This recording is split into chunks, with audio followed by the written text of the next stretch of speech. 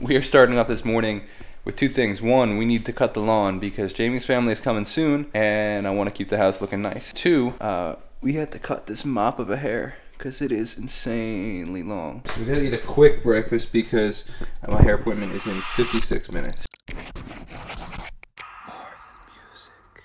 No time to cook actually, it's just a banana. Ah, look at that fresh cut grass. Look how nice it is. Dude, it is so hot here, man. I'm sweating now more from like cutting the lawn than I am from some of my workouts at the gym. This is why you never leave your car on empty. Currently at 0 miles at the moment, and I'm running late to the hair appointment. All right, so this is pre-haircut. Let's see what we got after the haircut. And this is post-cut. I think it looks pretty good. Now we gotta go trim the beard, get ready for church. Oh, it is so hot today. Look at this, 96 degrees. It is hot. This is cool, man. I just went live for like almost an hour, live streaming me folding laundry and hanging out with like, hey, somewhere between 15 to 30 people in the chat for a while. It was cool, man. I love doing stuff like that. It was way better than me just sitting watching TV. You guys helped me make it so much more enjoyable than it would have been by myself for sure. And now, mad laundry folded. Dude, I'm such an old man. It is so funny. So obviously I did not go to Florida. I was really highly considering trying to get down to Florida for this Floyd Mayweather-Logan Paul fight. Obviously that's tonight and I'm not there. I'm bummed that I'm not there, but I really would have loved to go. But I really want to watch the fight, but it doesn't start until 8 o'clock, which is whatever. But the main event's probably not going to go on until like midnight. And like I'm like, I'm such an old man. Like I don't want to stay up that late. You know what I mean? Mainly. The main reason is because tomorrow I'm also going out with a friend to, we're going to be like kind of off-roading on the beach with his truck and bringing Bullet and going like just hanging out at the beach for a bit. So I'm also not going to be working tomorrow. So it's like, like taking off, like I struggle sometimes with taking off of work. And it's funny, like I have this self-employed life, but I don't always utilize it. And I very rarely utilize it, honestly, where it's like I, can do whatever I want with my schedule, but I choose really not to sometimes. And maybe to some degree it's to a fault. Like I think that I definitely have workaholic tendencies where I have trouble stopping and saying, you know what, it's okay to take, this day off and go hang out with a friend and go on the beach.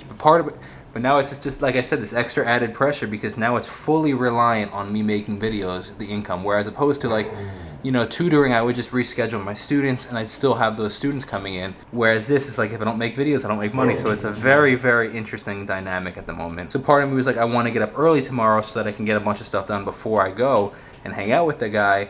But then I'm like, if I go to bed late and I'm going to sleep in, but then I'm like, maybe I'll just push it out. Then I'm like, where's the balance? I don't know, man. Like Jamie, we got back from a friend's house last night at like, I don't know, like 11:30 and she got up at like 5:30 for work. Like she's pushing it out. And I'm like, should I just do that? Who knows, man? Alright, I'm doing it. I'm going to be a 20-year-old and have some fun. We're going to actually watch the fight. I'm about to order the fight. $49. Man, I could have gone for $8 more gone to the actual fight. Come on now. Just touching feet over here. Just holding my feet. So I'm trying to debate if I'm getting scammed at the moment. I got a message on Instagram from a guy.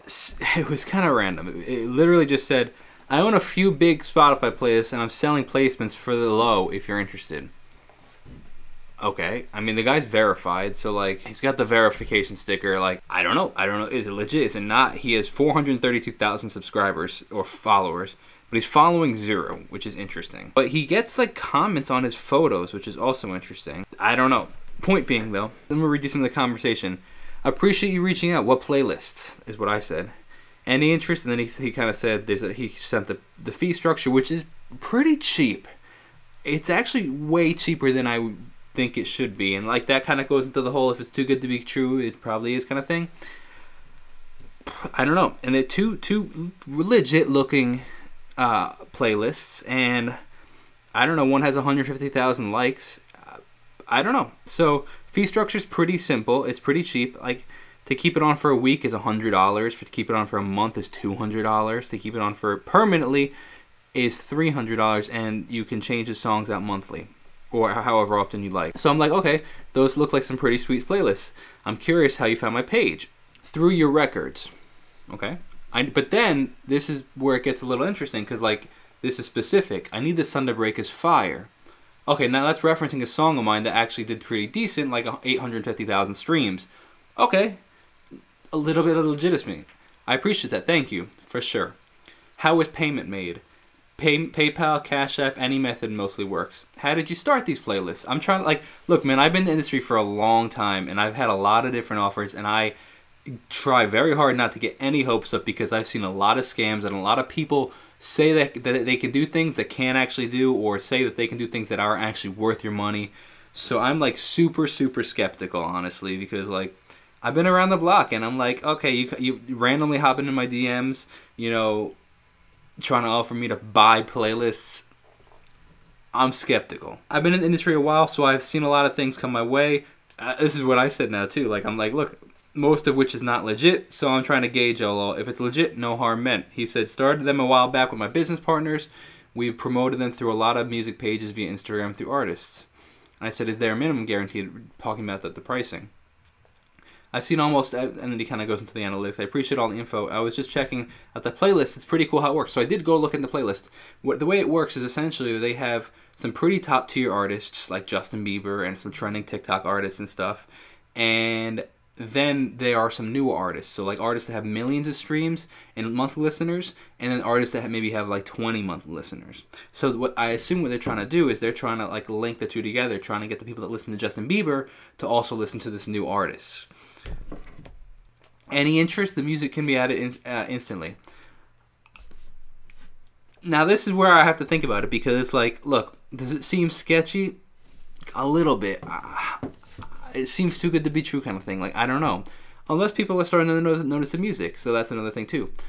But here I am being like, okay, if it's starting at $100, first of all, I would probably try to negotiate to see if I could get it down to like, I don't know, 80, 75 for the first month. Trial period, maybe $50. I literally just YOLO'd, and I didn't mention this on the vlog actually. I should have, I meant to, but then I kind of forgot. On Wednesday, or maybe I did actually. Wednesday, I put, you know, $100 into AMC stock as a put. So if there's any apes out there, as they call them, don't hate me for that. Sorry, I just didn't think that when it was up 60% in one day that it was sustainable. I was like, you know what, let me try to make a little money off of this. Well, it continued to go from 60% up to 100% up, and by the end of Friday, my $100 was worth $3. And I was like, when I put that money in, I was like, I'm totally fine losing this money. Like, if it doesn't work out, it's play money. It doesn't matter. Whatever the case is, it's fun. It's fun money, right? Now, it's interesting how the brain works. It's all perspective and psychology, because here I am like YOLOing $100 into a call option or put option, but I'm also like super skeptical of like even if I like YOLO'd $100 into this guy, like he is offering, that's actually benefiting my music. But I'm like, I don't know. It's $100. I don't know if I want to, because I don't know if it's legit or not. So am I about to get scammed or am I not? I don't know. You know what I might do? I might reach out to some of the artists that are on it already and see how it's done. I'll see if it's worked for them. I might try that. I'm going to look into that, actually. That's probably what I'll do. I don't want to get scammed. Play for free for your share of 50,000. Use code GLOVES when you sign up. Hey, Mike, who do you think's going to win the fight? I think it's going to be Floyd Mayweather. Bro, you are so anticlimactic, man. So anticlimactic. I'm not good at this. I don't got a face for YouTube. Boxing exhibition. Jesus and Miro are back with me at ringside. About to begin. Somebody's going to put that on that block. There was a bet on. Dude, I am so glad that I watched that, man. It was, first of all, a lot of fun to watch. But second of all, the reason I wanted to watch and the reason like I was inspired by it is it just plays into that whole thing of like anything is possible. And it was so cool to watch another YouTuber a guy who started just doing like just dumb YouTube videos, like, to go and now be fighting one of the greatest boxers of all time. Like, that's such a crazy, first of all, pivot, but just honor, and like it gives me excitement and hope and just fun for the future. Like you know, as you build a following and build a career, like anything is possible. And that's what I like to think and see. It's like I mean, that's how he ended his fight. Logan Paul was like, anything, I want people to know anything is possible. And that's the truth, man. I'm like, who's gonna, like, why can't I live so much by the why can't I idea. Like, why can't I do this? Why can't I do that? You know what I mean? It's like, and I love that. Why can't Logan Paul fight? Who says it's not possible? Like, you know what? Like, go for it. Like, why can't he fight Floyd Mayweather? Why can't I do this? Why can't I do that? You know, like, I love it. It was so inspiring, and he lasted the 8 rounds. It's just wild. It was fun. I had a great time, and it's not even as late as I thought. So get to go to bed before midnight. You know why else I was rooting for Logan? Cause all the commentators were like beefing on him for, oh, he's a TikToker, he's a YouTuber. Like, come on, man. Like, when are we gonna realize that that's like the way of the world now? Like, stuff sounded like such old farts, like making fun of the entertainer like that.